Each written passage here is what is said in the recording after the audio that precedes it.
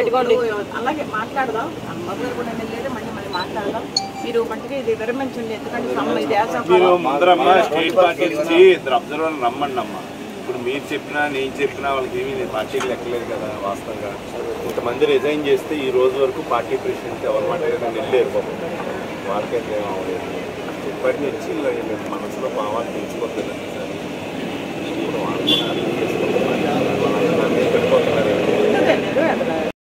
అందరికీ నమస్కారం అమ్మా. ఉండండి, అన్ని వద్దులే కానీ ఇప్పుడు ఎందుకంటే ఉండిలో ఇప్పుడు మనందరం చూసాం.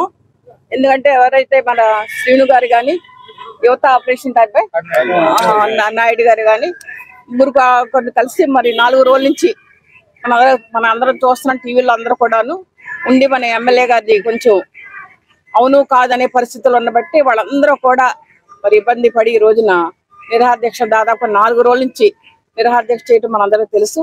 కానీ వాళ్ళందరికీ కూడా బీపీ షుగరు అమర నిరాహారదీక్ష చేస్తున్నారు. ఇప్పుడు ఎందుకంటే ఎండలు బాగా ఉన్నాయి.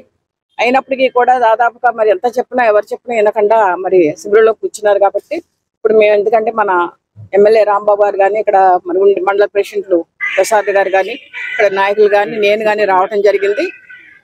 వాళ్ళందరినీ కూడా ఇప్పుడే కొంచెం జ్యూస్ ఇచ్చి హాస్పిటల్ పంపడం జరిగింది. వాళ్ళందరికీ బీపీ షుగర్ కూడా డౌన్ అయినాయి డాక్టర్లు చెప్పడం జరిగింది. కాబట్టి ఈ రోజున మరి ప్రతిదీ కూడా తెలుగుదేశం పార్టీ మన జాతీయ అధ్యక్షులు అన్ని కూడా గమనిస్తున్నారు.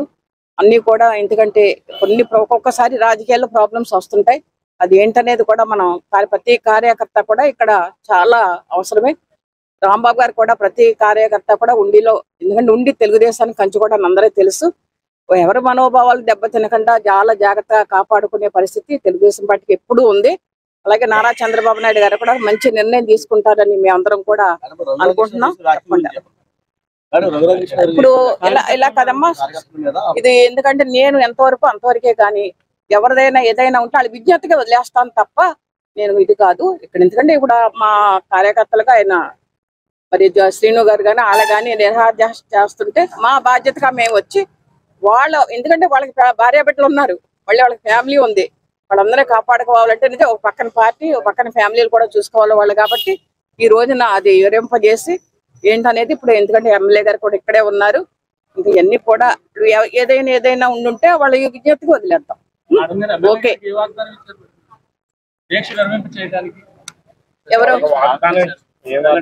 ఎవరు మేమా? రామరాజు గారు ఏ వాగ్దానం ఇచ్చారు?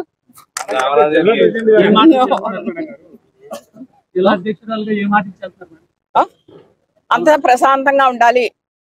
మన జాతీయ అధ్యక్షులు నారా చంద్రబాబు నాయుడు గారు రాష్ట్రం గురించి కానీ నియోజకవర్గాల నుంచి కానీ ఆలోచించే, ఎందుకంటే ఇప్పుడు 3 పార్టీలు కలిసి మన రాష్ట్రం కోసం, రాష్ట్ర భవిష్యత్తు కోసం కూడా అందరూ కలిసి పనిచేయాల్సిన అవసరం ఉంది. తప్పకుండా ఆయన ఒక మంచి నిర్ణయం తీసుకుంటారని మనందరం కూడా ఆశిద్దాం. గత 4 రోజుల నుండి తెలుగుదేశం పార్టీలో నుండి సీనియర్ నాయకులు జుత్తికి శ్రీనివాస్ గారు, జిల్లా నాయకులు, అదే జిల్లా కమిటీలో నుండి కార్యదర్శిగా పనిచేస్తున్నటువంటి శ్రీనివాస్ గారు కానీ, అదేవిధంగా తెలుగు యువత అధ్యక్షులు హరినాయుడు గారు కానీ, అదేవిధంగా కాలాన గణేష్ కానీ వీళ్ళు ఆమర నిరాహారదీక్ష చేస్తా ఉన్నారు. అంటే ఈ యొక్క ఉండి నియోజకవర్గంలో ఏదైతే సిట్టింగ్ స్థానంలో నేను ఉంటూ నాకు 3 సార్లు అనౌన్స్ చేసినటువంటి సీట్ ని మార్పు చేస్తానని ఒక అపోహ ఏదో మాధ్యాల్లో, కొన్ని సోషల్ మీడియాలో కానీ, కొన్ని ప్రింట్ మీడియాలో కానీ, కొన్ని ఎలక్ట్రానిక్ మీడియాలో కానీ వచ్చినటువంటి వాస్తవాల అని భయపడి వాళ్ళు కంగారు పడి అందరూ కూడా ఎన్నో కార్యక్రమాలు చేయడం జరుగుతూ ఉంది. ముఖ్యంగా మా యొక్క నియోజకవర్గంలో ఉన్నటువంటి టోటల్ స్ట్రక్చర్ ఏదైతే మండల పార్టీ అధ్యక్షులు కానీ, టౌన్ పార్టీ అధ్యక్షులు కానీ, గ్రామ పార్టీ అధ్యక్షులు కానీ, తెలుగుదేశం పార్టీ క్లస్టర్ ఇన్ఛార్జీలు, యూనిట్ ఇన్ఛార్జీలు అందరూ కూడా వారి యొక్క పార్టీ పదవులకి రిజైన్ చేయడం జరిగింది.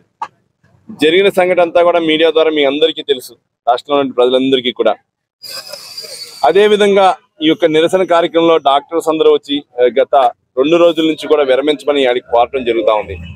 ఆరోగ్యరీత్యా వారికి షుగర్ కానీ, బీపీ కానీ వివిధ రకాల ఇబ్బందులు వస్తున్నాయని చెప్పి డాక్టర్లు విరమించమని చెప్పినప్పటికీ నిన్న సాయంత్రం నేను ప్రయత్నం చేస్తే ఒక వ్యక్తి మాత్రం గణేష్ అన్న వ్యక్తి, అతనికి ఆల్రెడీ ఆ బీపీ డౌన్ అయింది, అతనికి యూరినల్ కూడా ఇబ్బంది ఉంది, యూరినల్ ఎఫెక్ట్ అవుతుంది, వారికి ఇబ్బంది ఉందని డాక్టర్లు చెప్తే నిన్న బలవంతాన్ని 108 లెక్కించి ప్రైవేట్ హాస్పిటల్ తీసుకెళ్లి వారికి మెరుగైన వైద్యం ఇచ్చి ఇంటికి పంపించడం జరిగింది.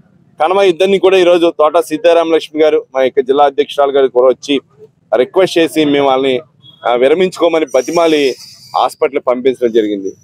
ఇందే సన్నివేశాల్లో కొంతమంది ప్రజాప్రతినిధులందరూ కూడా విడ్డూరంగా వీరిని అవమానించే విధంగా మాట్లాడడం జరుగుతూ ఉంది. మరి ఎప్పుడు సీనియర్ లీడర్స్ వీరందరూ కూడా తెలుగుదేశం పార్టీకి ఎప్పటి నుంచో కష్టపడి సుమారుగా 6 ఎమ్మెల్యేలని అంటే 6 పర్యాయాలు 7 పర్యాయాలు చేస్తే వీరు ఎలక్షన్ కి 6 పర్యాయాలను ఎమ్మెల్యే గెలిపించడంలో ముఖ్య పాత్ర వహించినటువంటి ఆ బీసీ నాయకులు కానీ అందరినీ కూడా వేరే రకంగా మాట్లాడడం ద్వారా ఈ రోజు అందరూ కూడా దాని విషయంలో ఈ రోజు మా యొక్క అధ్యక్షురాలని నిలదీయడం కానీ జరిగింది. వీరందరూ కూడా కార్యకర్తలు ముందుగా గమనించాలా, ఏదైనా పార్టీ అనేది స్ట్రక్చర్ కింద నుంచి ప్రతి ఒక్కరూ కష్టం మీదే ఆధారపడి ఉంటుంది.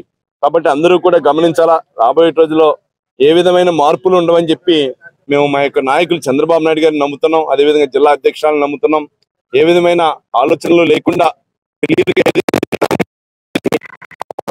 శాసనసభ్యులు సిట్టింగ్ అందరికీ కూడా స్థానాన్ని కల్పించామని చెప్పినటువంటి మాటని ఎదరికి తీసుకెళ్ళడానికి గౌరవనీయులు నారా చంద్రబాబు నాయుడు గారు కానీ, లోకేష్ బాబు గారు కానీ, అదేవిధంగా అచ్చెన్నాయుడు గారు కానీ, కూటమిలో ఉన్నటువంటి పవన్ కళ్యాణ్ గారు కానీ, పురంధేశ్వర్ గారు కానీ వీరందరూ కూడా ఒక మంచి నిర్ణయం ఆల్రెడీ తీసుకున్నారు. అదే నిర్ణయాన్ని కొనసాగిస్తారని చెప్పి వారి మీద నమ్మకం పెట్టుకుని ఇలా ఈ యొక్క ఏదైతే సంబంధించినటువంటి నిరసన కార్యక్రమం ఏదైతే వారందరూ కూడా ఆమరణ నిరాహార కార్యక్రమాన్ని విరమించడానికి అందరం కూడా సీనియర్ లీడర్లు అందరూ కూడా పార్టీ ప్రెసిడెంట్లు మోటిపల్లి ప్రసాద్ గారు కానీ, ఇక్కడ ఉన్నటువంటి కరిమెరక నాగరాజు గారు కానీ, వివిధ కమిటీలో ఉన్నటువంటి సభ్యులందరూ కూడా రిక్వెస్ట్ మేరకు వారిని ఆ ప్రైవేట్ ఆసుపత్రికి పంపించడం జరిగింది. ఇది నిజం కాదని మరి వేరొకరు స్టేట్మెంట్ ఇస్తే వారి అవివేకం అని చెప్పి